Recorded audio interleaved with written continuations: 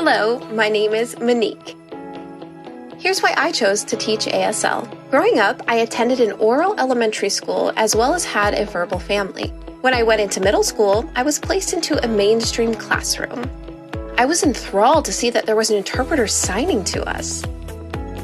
I got to meet deaf classmates and interact with them as well. Upon entering high school, I enrolled in an ASL class. I became immersed in the language, and my signing skills began to advance. As I transitioned into college, I decided to major in deaf studies. I plunged deeper into learning about ASL and deaf culture, and ultimately discovered my identity. This led me to ASL education. I teach deaf children with hearing parents and help them bridge that communication gap. I also work with students who have autism or are nonverbal, giving them a signed language to foster communication. Seeing children who are unable to verbally communicate find expression through signing is powerful. That's why I feel touched when I see all of my students developing their communication skills and breaking down those barriers.